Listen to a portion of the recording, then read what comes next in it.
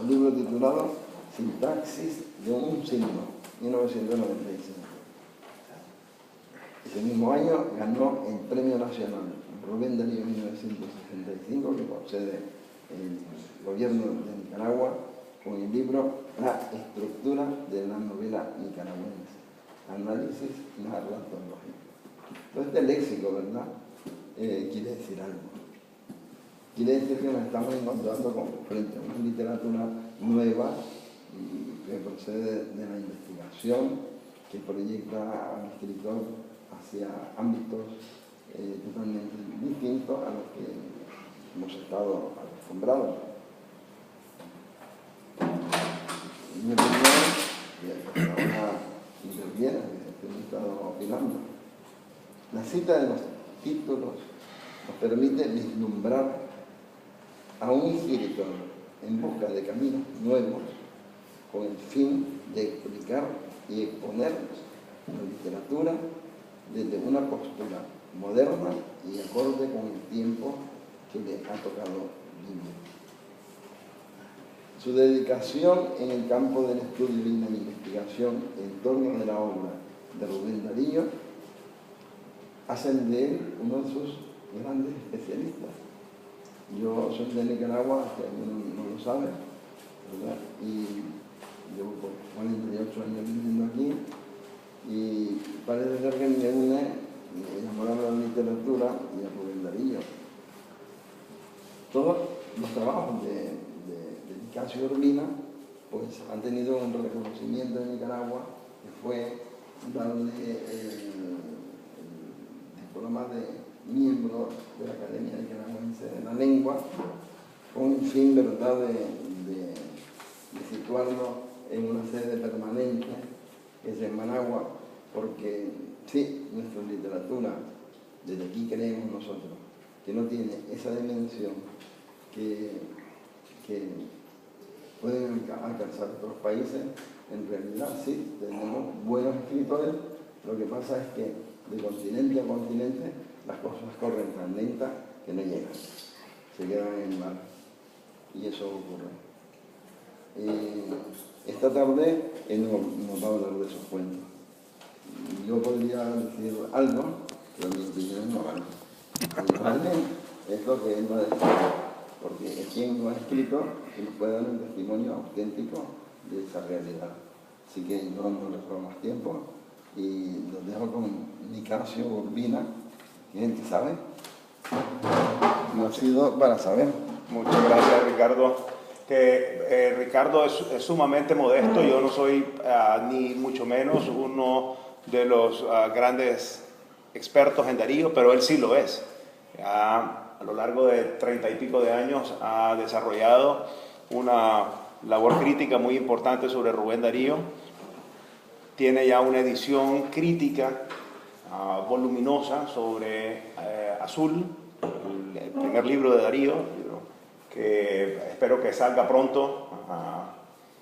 Estábamos hablando ahora sobre las diferentes ofertas editoriales que tiene, y le agradezco enormemente la invitación a venir a Valencia, una bella ciudad que había visitado una vez en mi vida rápidamente.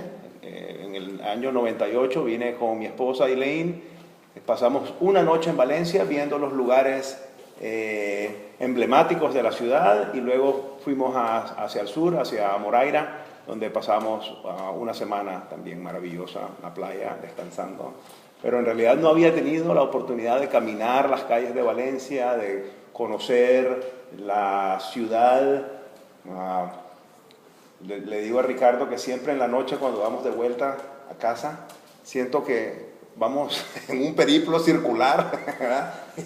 Salimos, le digo, oye, Ricardo, ¿estás seguro? ¿No vamos en círculos? No, me dice, es que tienes que ver esta callecita por aquí, me dice, este balcón.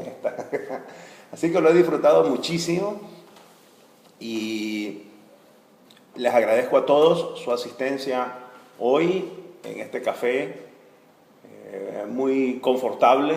Me encanta que tiene aire acondicionado y que estamos muy cómodos todos. Ayer el espacio era precioso en Bellas Artes, pero hacía un calor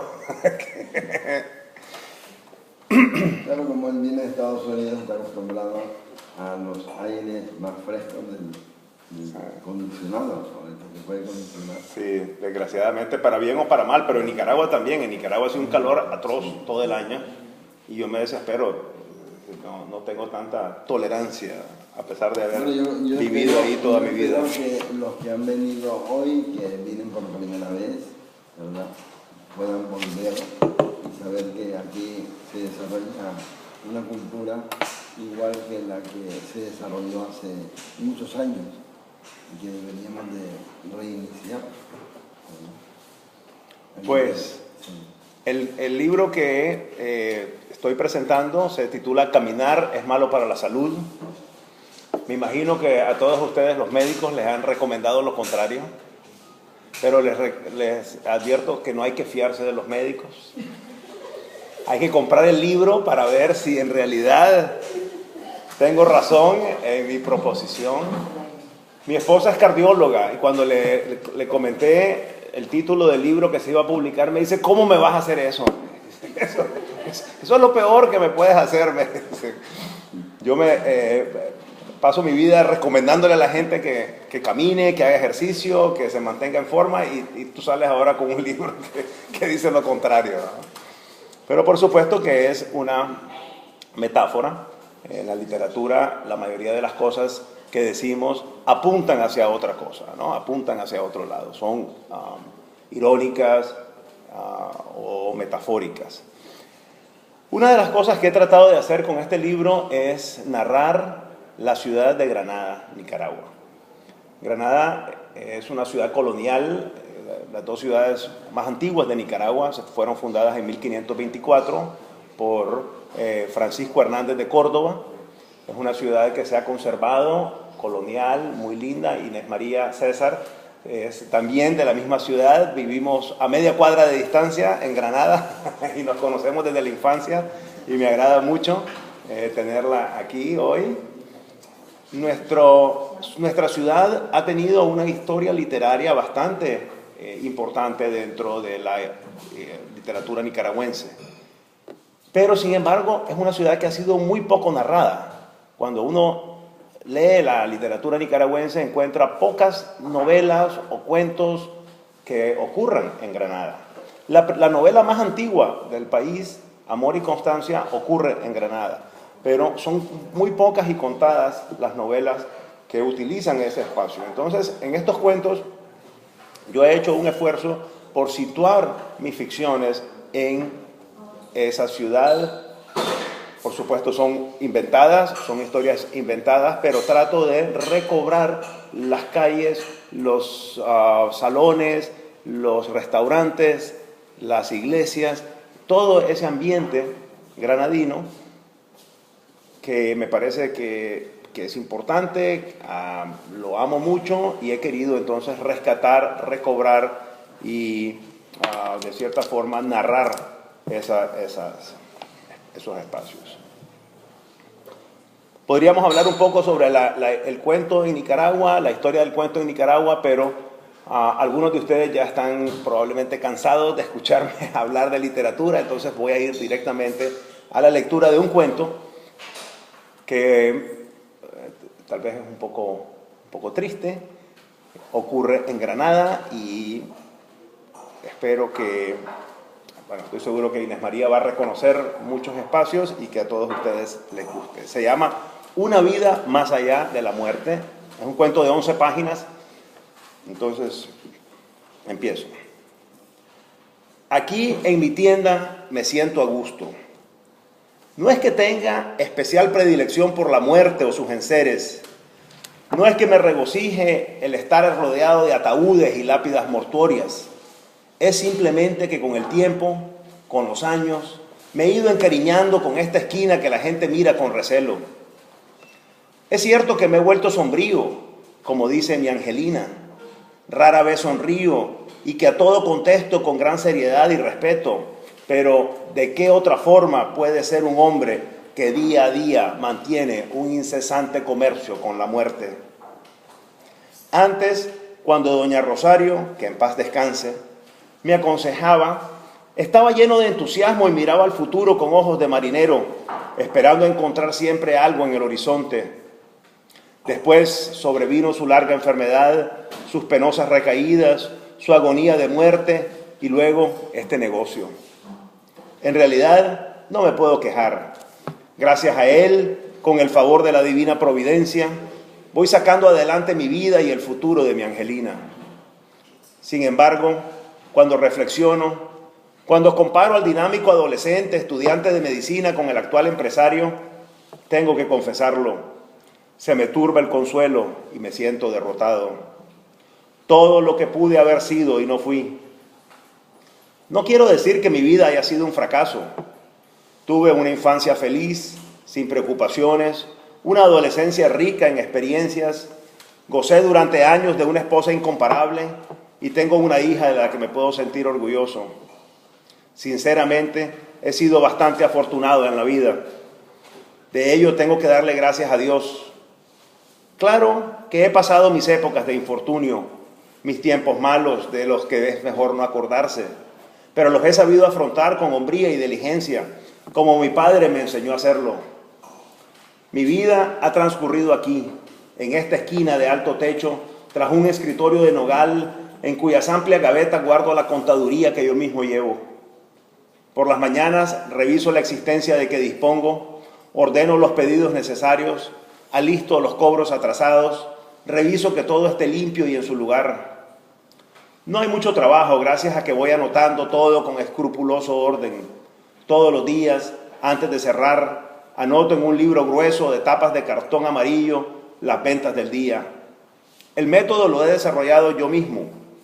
Empiezo por anotar con mi perfecta caligrafía el nombre completo del comprador y su dirección. Luego anoto el tipo de caja que ha escogido, el color, el precio. Luego, si los hay, los servicios prestados. De esta forma tengo el control absoluto de todo lo que sale del establecimiento. A través de los años, aunque por la diversidad de estilos y gustos el negocio se va complicando, voy encontrando más fácil el trabajo y más completa la organización. En un negocio como este, tranquilo y silencioso, se necesita a veces ser más cauteloso que en otro cualquiera. Aunque se venden cajas para difuntos que no reclaman ni exigen mucho, los intermediarios, tal vez por su difícil situación, se muestran intransigentes e irrespetuosos en el trato. Vienen aquí, por ejemplo, mujeres anegadas en llanto por el fallecimiento de su marido. Desean para él un ataúd elegante, que concuerde con su vida ejemplar, que sin ser demasiado adornado muestre una cierta holgura económica y que no merme los escasos ahorros que el esposo logró salvar. Claro, uno trata de explicarles, aquí tiene por ejemplo con tapa de cuerpo entero y vidrio corredizo para los besos postreros, pero ellas se preguntan si el ignorante ese va a apreciar el forro de fieltro púrpura y los bordados de brujas. Entonces uno le muestra otro de madera de pino pulida, forrada en tramilla, pero ellas se enjugan las lágrimas y dicen que es cierto que no es más que una pobre viuda caída en la soledad y la desgracia, pero que todavía tiene fuerzas para mantener en alto el ilustre nombre de su marido.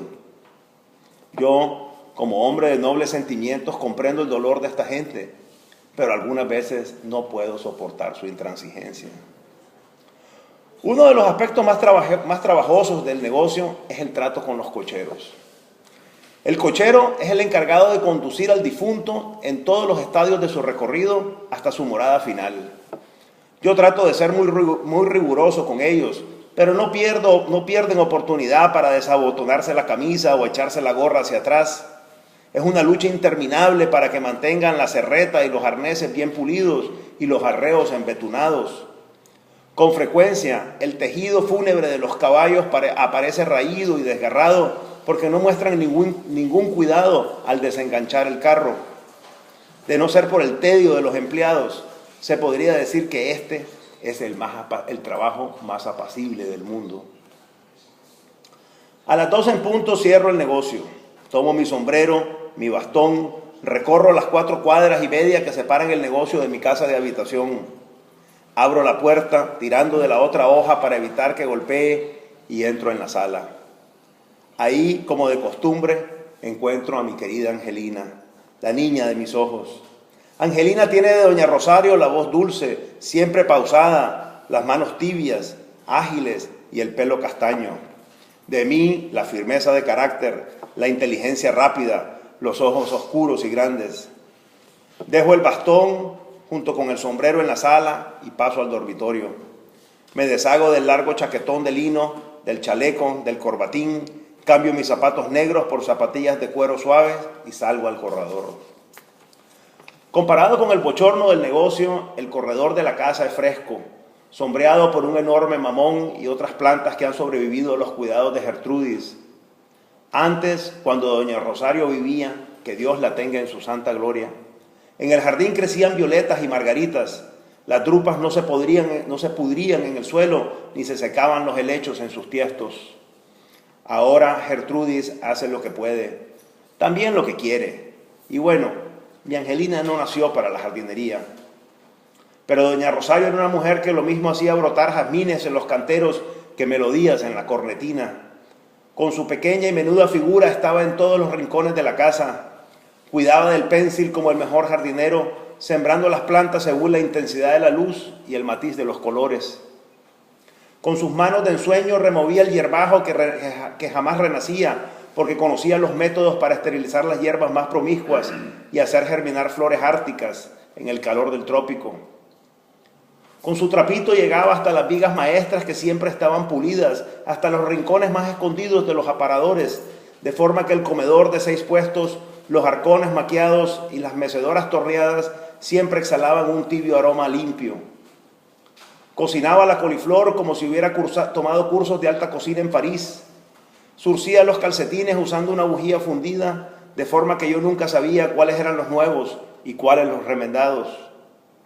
Doña Rosario, además, tenía tiempo para estar siempre arreglada, tocada con una redecilla negra que adornaba su pelo castaño, con sus vestidos de volantes que ella misma diseñaba, su piel blanca y tersa, sin maquillajes ni pintarrajos. Doña Rosario, la mujer que amé y sigo amando hasta la eternidad, era de figura menuda, de ojos grandes, vivaces y de una resistencia única, vencida solo por la muerte. Desde que nos dejó para ir a sentarse a la derecha del padre, yo empecé a trabajar como empresario de pompas fúnebres. Primero al servicio de don Mauricio Guzmán, hasta pagarle los 10,483 pesos con 25 centavos que costó el sepelio de mi querida doña Rosario. Para ella pedí una caja de roble encarnado, tallado con el árbol genealógico de la familia que empezaba en el reino de Castilla, con su contratapa que se levantaba como la cola de un piano, asas de plata que no se le quitaron al bajarla al sepulcro, almohadillas de pluma de pavo real y andas de acero. Trabajé durante 2 años y 2 meses al servicio de don Mauricio, hasta que le entregué el último cuarto, y él me devolvió la letra correspondiente al 27º abono. Quemamos la hoja en que constaba que yo, don Ildefonso Pérez de la Marca, contraía de buen gusto y grado la deuda por la cantidad antes especificada por servicios mortuorios a la que en vida fuera mi esposa, doña Rosario de Pérez de la Marca, que Dios la preserve en su santo cielo. Los días transcurren entre la paz milenaria de los recientes difuntos, en la esperanza de una hija pura y santa, la tranquilidad, la conciencia casta como un espejo, la vida ordenada. Todo eso me ayuda a sentir la silente satisfacción de la labor cumplida. Los días se suceden naturalmente, acechados solo por los defectos del género humano. Todo lo que depende estrictamente de mí funciona con perfección y exactitud. Nunca hay un error en las cuentas, nunca un fallo en la organización. Pero claro, las mujeres encargadas de hacer los ramilletes se atrasan en las entregas, los parientes del muerto no quieren pagar las cuotas y los cocheros confunden las direcciones. Esas irregularidades me irritan profundamente. Por la tarde, al terminar la jornada, cruzo la calle y entro a la iglesia. Todas las tardes, desde que doña Rosario subió a las alturas, dedico 1 hora diaria al Señor. Las oraciones interminables, la plegaria ferviente, casi dolorosa, la íntima depredación por el cuerpo y el alma de Angelina me fatigan, pero a la vez me confortan. Mi fe fría, despreocupada en la juventud, se ha consolidado con los golpes, con el sufrimiento. El joven andariego e incrédulo es hoy un hombre consciente que reconoce el privilegio que nos ha otorgado el Creador, claro de la gracia que debe al Señor Todopoderoso y se siente orgulloso de esa transformación. No me avergüenzo de la juventud aislada de la palabra de Dios porque me ha servido para mantener férrea mi fe más adelante. La iglesia que visito es de techo alto, cóncavo. Sobre el altar mayor se levanta una ancha cúpula y por la claraboya entran los rayos amarillentos del sol crepuscular. Las anchas columnas redondas recortan la vista de todo el recinto. A los lados se levantan varias capillas y altares menores. Los largos bancos de madera se encuentran solitarios. Toda la iglesia de la Merced está recogida en profunda oración. Esparcidos por todos lados, los escasos feligreses son oscuros puntos en la penumbra y solo se escucha la voz del oficiante vestido de púrpura en el momento de la consagración. Al llegar a la casa, las puertas y las ventanas, el patio, la sala, parecen invadidos de amor celestial. Flota sobre la casa una paz tangible y envolvente. En la sala, Angelina hace sus deberes escolares. Yo me siento a su lado a observar la primorosa caligrafía sobre el papel doble raya. Ella me sonríe, me da un beso. Mi hija, tan bella como su madre, silenciosa, jamás dice una palabra inapropiada. Lleva en sus tareas escolares el mismo orden que observo yo en las cuentas de mi negocio. Maneja los cubiertos con soltura y corrección. Su carácter reposado, amigo de la tranquilidad del hogar y de la alta moral, jamás ha dado motivo de disgusto. Pese a que la voluntad inequívoca del Señor la condenó a no ver los ojos diáfanos de su madre, a no sentir su aliento de virgen, a no ser objeto de sus atenciones, Angelina es una princesa que ha tenido el ejemplo intachable de su benefactor. Gertrudis, quien ha estado a cargo del cuidado de mi hija desde que su madre la trajo al mundo, es una mujer madura, con algunas canas adornándole la cabeza ovalada, de frente amplia, boca grande y carnosa. Ella ha tomado con amor el papel de doña Rosario, siempre ha presentado a Angelina con impecable limpieza. Gertrudis vino a la casa por medio de una antigua amiga para cuidar de la recién nacida hasta que la señora se repusiera de las indisposiciones propias del parto. Entonces ella era brusca, montaraz, venía vestida con un balandrán de manta negra que doña Rosario cambió por unos bonitos vestiditos rosas con su falda y su sobrefalda. Tenía el cabello largo, negro, lo peinaba al amanecer con un grueso peine de madera, haciéndose 2 trenzas atadas con nudos dobles a la altura de las caderas. Ahora, envejecida, es una noble abuela, seria y refunfuñona, que trabaja desde el amanecer aceptando de antemano los desvíos del destino, sin evocar jamás tierras más altas ni seres queridos. Gertrudis nunca tuvo trato con hombres, ni mayores necesidades que la grasa verde para sus trenzas y los centavos para la limosna. Al mediodía cierro mi establecimiento. Pasar las grandes trancas no me cuesta ni más ni menos esfuerzo que de costumbre. Me dirijo a casa. Abro la puerta con el mismo cuidado de siempre. En la claridad acompasada de la sala descubro a Angelina esperando juiciosa el momento de ir a la mesa. Dejo el bastón, el sombrero y me cambio. Me siento en el corredor en una butaca de largos balancines y contemplo las grandes maravillas de la vida, el interminable trabajar de las hormigas, la belleza de las frutas en los árboles imponentes y las persistentes madreselvas. Por primera vez en mi vida tengo conciencia de los sentidos. Me percato de la presencia del aire en mis pulmones, el fluir de la sangre en mis venas, la energía que recorre los músculos, los movimientos gástricos, la ineludible palpitación del corazón. Por primera vez siento el terror de estar vivo. Fue en ese momento cuando la luz cobró una intensidad inusitada, el sonido se apagó en el silencio, se me congeló el aire en los pulmones, la sangre en las venas se hizo arena. En un momento pasaron por mi mente complicados pensamientos, sensaciones que duran siglos comprimidas en un parpadear. Escuché un murmullo multitudinario que subía del fondo de la tierra, un coloquio de frutas en proceso de maduración, pasos de hormigas escarbando las entrañas del jardín, un tronar de ramas en crecimiento, unas voces confundidas. Oí la gota limar la piedra, la reverberación de la mirada atravesar el aire hasta la hoja verde que pende del árbol. Y entonces vi la luz, vi cómo la luz se subdividió en la gota, la larva se transformó, el capullo se hizo flor, la piedra gota a gota se hizo polvo. Vi entre el follaje del jardín la desleída silueta de Angelina en el acto de poner la mesa. Entonces comprendí que la muerte no era un salto brusco, sino un deslizarse suave, que no era una sensación oscura o tenebrosa, sino una luz ignota, más allá del crepúsculo. Repentinamente cobré tal conciencia de ser que comprendí que la vida no era más que un estado inconsciente. Sentí la revelación del absurdo, el significado trascendental de las más nimias cosas, y de súbito se llenaron de eternidad los momentos fugaces. Comprendí que la felicidad es un estado gaseoso que la carne excluye. La posesión de las cosas desvirtúa la relación del ser con el objeto, que tras la aparente seguridad del ser vivo existe un mundo convulsionado y azaroso. Entonces comenzó el contacto y la comprensión de lo inanimado. De golpe comprendí que hay un lenguaje más allá del articulado, con posibilidades infinitas de expresión. Empecé a oír un murmullo en las gavetas de los arquibancos, en los estantes de los escaparates, en las poltronas de la sala. Sentí cómo se revolvían las baldosas del piso tratando de liberarse y los tornillos se retorcían tratando de destornillarse. Desde el comedor oí la voz de Angelina que me convidaba a la mesa. Me esforcé por contestar, pero mis palabras se desvanecían en la abstracta composición del pensamiento. Quise levantarme y acudir a su llamado, pero el espacio era una barrera sólida que no alcanzaba a romper. Poco a poco la vi acercarse, pero su cuerpo no era una silueta perfectamente delineada por la luz, sino más bien una sombra vagamente difuminada en la claridad.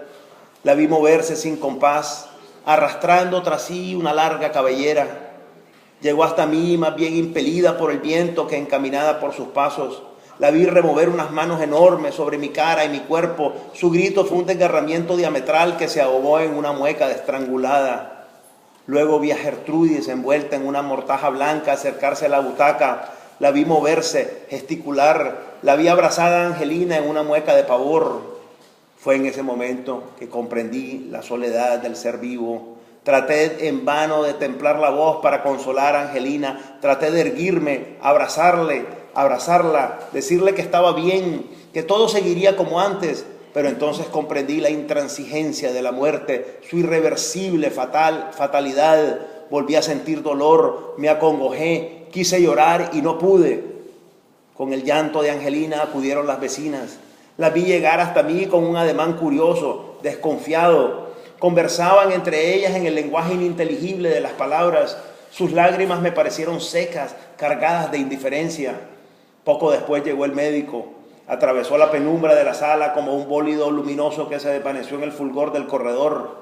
Me vio con aire circunspecto, me presionó la yugular, auscultó el corazón, abrió el párpado caído y trató de cerrarme la boca. Se dirigió a Angelina, consultó con Gertrudis, improvisó una camilla y me acostó en el suelo. Entonces empecé a ver el deterioro nefasto de las cosas, la suciedad en los pilares y escondida en los muebles. Vi los retratos podridos, las paredes desconchadas, el jardín marchito y la ropa carcomida de polilla.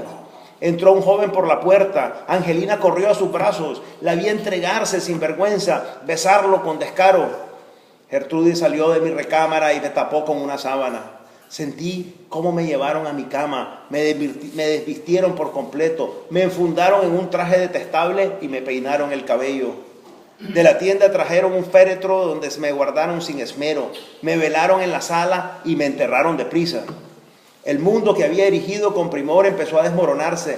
Ejércitos de hormigas invadieron la tienda, los acreedores se olvidaron de sus pagos, el distribuidor de ataúdes recogió la mercadería y liquidó el inventario. La casa de la esquina fue demolida en pocos días. En su lugar se construyó un enorme rascacielos. Gertrudis se fue para siempre. Angelina se entregó al hombre aquel, dejó el estudio y su vida sosegada, salía por las noches, se pintaba la cara, tomaba en exceso en las fiestas populares. Yo, prisionero en mi ataúd, incapaz de mantener aquel orden concertado, preguntándome de qué había servido todos los esfuerzos, las penitencias, los sacrificios, si al trasponer las fronteras de la vida se levantaba esta niebla espesa, se trastornaban las leyes creadas y el mundo empezaba a girar como si uno no hubiera existido jamás. Desesperado y abatido busqué a doña Rosario. Recorrí incansable el espacio infinito, llamé su nombre desde las estrellas más altas, pregunté a los viajeros que encontraba en mi camino. Nadie me respondía, nadie me daba razón de la mujer de mi vida, nadie me reconocía. Me encontré encerrado en una soledad insalvable, llamé, nadie contestó, corrí, pero no avancé. Finalmente me resigné, abatido, me senté en mi sepulcro y traté de dormir.